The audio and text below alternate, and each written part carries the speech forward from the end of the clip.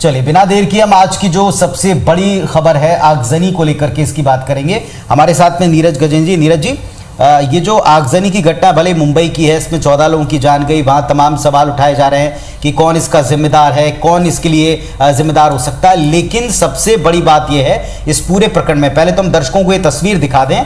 ये आप मुंबई की तस्वीर देख रहे हैं, कमला मिल्स कंपाउंड है, 14 लोगों की इसमें जान चली गई।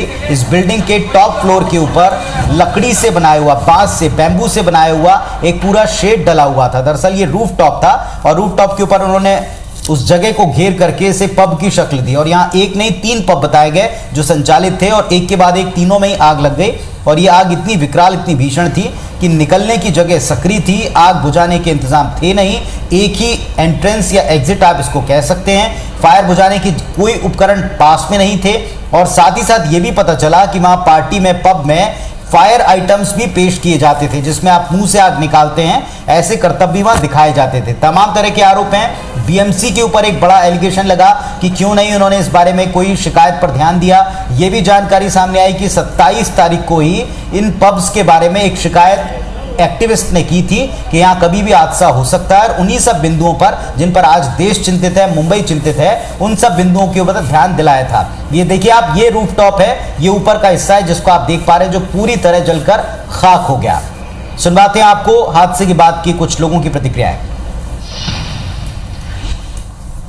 तो बीएमसी से रिप्लाई दिया गया कि यहाँ पे कोई भी इलीगल स्ट्रक्चर या कुछ भी नहीं है, ऑल इज वेल है। लेकिन आज जो कल 15 जन की जो हादसा है उसकी जिम्मेदार यहाँ के जो रेस्टोरेंट के मालिक भी है, कमला मिल के ओनर भी है और महानगर पालिका फायर ब्रिगेड भी है। महानगर पालिका का काम है कि जब फायर ब्रिगेड है, आपका जो DP department, building proposal department, health department, सब महानगर पालिका के पास है। तो यहाँ पर पूरी तरीके से उल्लंघन हुआ है और ये उल्लंघन का पूरा जिम्मेदार महानगर पालिका है। मैंने माहिती ली तो बहुत बड़ी आग लगी थी रात को 1-1:30 बजे के दौरान। नहीं, मेरे पास अभी इलीगल स्ट्रक्चर है कि नहीं उसकी जानकारी मेरे पास नहीं है, लेकिन अभी मैं वार्ड जाऊंगी और वार्ड में जाके पूरी माहिती लेती हूँ क्या परमिशंस दिए हैं, नहीं है, जो अनऑथराइज है या नहीं है। वो हादसे के दौरान 14 लोग की मृत्यु हुई है और इसलिए मैंने तुरंत कमिश्नर को निर्देश दिए कि इस घटना की जल्दी से जल्दी इंक्वायरी होनी चाहिए। इंक्वायरी कमेटी बिठाई है, तो जो कोई दोषी अधिकारी रहेंगे उनके ऊपर हम लोग कार्रवाई करेंगे।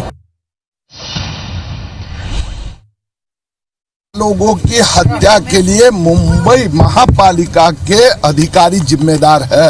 कमला मिल का वह जो स्ट्रक्चर था वो इल्लीगल था। कमला मिल कंपाउंड में बड़े प्रमाण में अनऑथोराइज स्ट्रक्चर्स को रेगुलराइज करने का काम वर्तमान में मुंबई महापालिका कर रही है। उसमें न्यायिक जांच होगी तो बहुत अच्छी होगी, क्योंकि वो अधिकारियों से जांच होगी तो एक दूसरे को बचाने का काम करेंगे। वो न्यायिक जांच होगी। इस प्रकार की घटना के लिए कौन जिम्मेदार है, उस बारे में जांच तो होगी, लेकिन सबसे पहले जरूरत है जो लोग हादसे में मारे गए उनको फैमिली को संवेदना देना, जो लोग जख्मी है, इंजर है, उनको मदद करना, उनकी जान बचाना। मुख्यमंत्री से मैं 2 बार बात किया हूँ, रात में भी बहुत देर रात में, जब उन्होंने सुबह में 6 बजे बात हुई थी मेरी, 2 बजे से मुख्यमंत्री सब जगह फोन लगाकर अपनी व्यवस्था में लगे हुए हैं देवेंद्र जी। और अभी उनके पास से जानकारी मैंने लेटेस्ट ली है, तो 13 से 14 लोगों की जान जाने के बाद में जितने भी घायल हैं उनको पूरी सरकार ने पूरी व्यवस्था कर दी है। जो भी यहाँ के डायरेक्टर हैं या मालिक भी होंगे, इनको बख्शा नहीं जाएगा, उन पर कार्रवाई होगी। तो पॉलिटिक्स भी जमकर हो रही, लेकिन मूल सवाल यही है, क्या आपको लगता है ऐसे हादसे तो राजधानी रायपुर में भी हुए हैं, भोपाल में भी हमने देखे हैं, और अभी न्यू ईयर सेलिब्रेशन ऐसे पब्स में, ऐसे रेस्टोरेंट्स में ढेरों होने वाले हैं, लेकिन किसी ने भी शायद अपने गेस्ट के वेलकम की तैयारियों के साथ साथ शायद ही कोई इंतजाम देखा होगा कि फायर सेफ्टी को लेकर क्या ऑडिट है, कब का ऑडिट है, जो फीचर्स हैं वो हुए पूरे हैं कि नहीं है, शायद ही किसी ने इस पर ध्यान दिया हो। देखिए क्या है, जब इस तरह की पार्टियों के लिए जब अनुमति दी जाती है उसी समय ये सब चीज़ सोचना चाहिए, और अनुमति देने के पहले ये जो सुरक्षा के उपाय हैं उन सभी उपायों पर ध्यान देना चाहिए।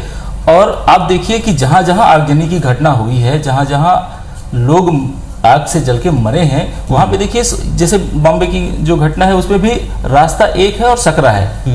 तो सकरी गलियों में यदि हम जा रहे हैं और बहुत सारे लोग जा रहे हैं तो वहां भगदड़ की भी स्थिति आती है और ज्यादातर लोग दहशत में ही मर जाते हैं। अभी जो रायपुर की जो घटना हुई थी वहां भी आप देखिए कि निकल नहीं पाए उस होटल से। कलकत्ता के हॉस्पिटल में जो घटना हुई थी वहां पे भी उसी तरह की समस्या आई कि, पर सबसे बड़ी बात यह है कि आप इतने बड़े आयोजन की अनुमति दे रहे हो और उस आयोजन में यदि आपके पास सुरक्षा के उपकरण नहीं है और यदि ऐसी कोई घटना होती है तो वहां से निकलने का कोई दूसरा रास्ता नहीं है, तो ऐसी स्थिति में आप अनुमति कैसे दे दिए? आप एनओसी यदि दे रहे हो तो आपके लिए तय होना चाहिए कि भाई यदि कोई घटना होती है तो हम किधर से निकलेंगे, रास्ते क्या होंगे, सुरक्षा के उपकरण क्या है, और हमारे पास इतने लोग यदि इकट्ठा हो रहे हैं वहां पे तो उन लोगों की जान और माल की सुरक्षा हम कैसे कर पाएंगे, उसकी प्रारंभिक व्यवस्था क्या होनी चाहिए, इन सारी चीजों पर ध्यान देना चाहिए। लापरवाही और अनदेखी भी कुल मिलाकर देखी जाती है ऐसी कई घटनाओं में। जैसे प्रफुल्ल जी अगर देखें यहाँ पे तो बीएमसी के ऊपर भी आरोप लग रहे हैं कि उसका जो इंफ्रास्ट्रक्चर है उस बिल्डिंग का, उस पर भी सवाल उठ रहे हैं कहीं ना कहीं, और फायर सेफ्टी ना होना ये सबसे बड़ी गलती। देखिए ये लोग जो मुंबई की जो आग हुई है ना, एक घटना हुई है, इसमें आप ये देखिए कि जो रूफ टॉप पर इन्होंने रेस्टोरेंट जैसा बना रखा था है ना, और वो पूरा बांस से बना है, बांस से बना होता, पूरा बांस से बना हुआ है, सीढ़ियां सकरी है, लिफ्ट नहीं है। लेकिन जब रूफ टॉप पर भी ऐसे कई रेस्टोरेंट चलते हैं, रायपुर में भी आपको मिल जाएंगे ऐसे बहुत सारे रेस्टोरेंट, और ये रूफ टॉप रेस्टोरेंट्स का आजकल फैशन चला पड़ा है। तो आप जब वहां पर किसी तरह का कंस्ट्रक्शन, परमानेंट कंस्ट्रक्शन की अनुमति होती नहीं है, क्योंकि आपको इजाजत अगर 8 मंजिल बिल्डिंग की है, 10 मंजिल की है या 9 मंजिल की है, जितना FAR है, तो उसके ऊपर आप कुछ कंस्ट्रक्शन कर नहीं सकते, तो वो कंस्ट्रक्शन अस्थायी होता है। तो अस्थायी होता है तो फिर वो निश्चित रूप से ऐसी सामग्री से बनता है कि जो बहुत जल्दी नष्ट होती है, या वो गिर सकती है, या फिर वो हवा आंधी में भी उड़ सकती है। अगर आप वहां पर पार्टियां कर रहे हैं, आपने बांस का एक फ्रेम बनाया है, एक स्ट्रक्चर बनाया है, उसको आपने ढक दिया है, ठीक है ना, तो निश्चित रूप से आप तो मौत के मुंह में बैठे हुए हैं। तो वहां जाने वाले लोगों को भी सोचना चाहिए कि नगर पालिका ही क्यों। बिल्कुल, इसके जो कुछ फैक्ट्स हैं जो सामने आए वो काफी भयानक हैं। इसको एक तो बैम्बू से बनाया था, लकड़ी से बनाया था, और प्लास्टिक की शीट्स बिछा करके इसको तैयार किया था। तमाम पार्टीशन इसके थे, और सबसे दुखद पहलू इसका ये कि 28 साल की एक महिला थी, खुशबू बंसल, जिसका बर्थडे सेलिब्रेट हो रहा था। 12 बजे रात में इसने अपना बर्थडे का केक काटा, सेलिब्रेट किया, और 12:30 बजे जिन 14 लोगों की मौत जलकर हुई उनमें से एक बर्थडे मनाने वाली खुशबू भी थी। उनको तो हम संवेदना उनके परिवार के साथ तो प्रकट करते हैं, लेकिन साथ ही साथ में निश्चित तौर के ऊपर ये बात भी सामने रखते हैं कि आपको ऐसे तमाम प्रकरणों में जितने सेफ्टी फीचर्स हैं उनको अपनाना चाहिए। खुशबू के बारे में मैं आपको बताया, जिसका बर्थडे सेलिब्रेशन था, ये आप उसकी तस्वीरें देख पा रहे हैं। 28 साल की खुशबू हो गई। जिन 14 लोगों की मृत्यु हुई इनमें से एक खुशबू थी। एक और जो आप सर्कल में आप चेहरा देख रहे हैं, ये 12 बजे केक काटने की ये तस्वीर हालांकि कल की नहीं है जो एक फायर आइटम दिखाया जा रहा था, लेकिन ये खुशबू की तस्वीर है। और एक इसकी तस्वीर जो हम आपको दिखा रहे थे, ये सर्कल वाली, इसमें वो केक काटती नजर आ रही है। और इसको एक फेसबुक पर पोस्ट भी किया था उनके एक मित्र ने, ये बताया था कि हम खुशबू का बर्थडे सेलिब्रेट कर रहे हैं और इस पब में सेलिब्रेट कर रहे हैं। और इसी तरह का ये फायर आइटम जो आप देख रहे हैं ना, ये दिखाया जाता था। हालांकि कल ये हो रहा था नहीं हो रहा था, ये क्लियर नहीं हो पाया। और जब आग लगी तो ये लोग पार्टी कर रहे थे और सबसे टॉप फ्लोर पे थे, और जब आग लगी तो पता ही नहीं चल पाया, ये बाथरूम में इनकी लाश मिली, और ज्यादातर मौत जो है दम घुटने की वजह से हुई। तो ऐसी भयावह तस्वीरें जो है एक्चुअली क्या हुआ ना कि जैसे आग लगी तो लोग भागे कि बाथरूम में शायद छिपकर वो अपनी जान बचा लेंगे, लेकिन वहां पर यह हुआ कि बाथरूम में भी दम घुटा, और दम घुट करके फिर उन सभी लोगों की मृत्यु हो गई जो निकल नहीं सके। जो कुछ भाग्यशाली लोग थे वो किसी तरह से किचन के रास्ते बाहर निकल पाए थे। उस समय होता क्या है, जैसे आगजनी की यदि कोई घटना होती है तो सबसे पहला जो दिखता है कि मैं अपनी जान कैसे बचाऊं, भगदड़ मच जाती। सब चाहे वो बाथरूम में जाने की कोशिश करें या रास्ते खोजने की कोशिश करें, तो इसी तरह से ही करते हैं कि जब भी अपनी जान बचाने की कोशिश करते हैं तो दूसरा एक रास्ता यदि हो जाता है वहां पे। अच्छा, किसी को पता नहीं था, एक्चुअली वहां किसी को पता भी नहीं था कि सीढ़ियां कहां हैं। कुल मिलाकर ये घटना दिखाने का हमारा उद्देश्य ये कि हम भी सबक लें, पार्टी मनाने जिस प्लेस पर जा रहे हैं वो आपको क्या परोसेंगे, कब परोसेंगे,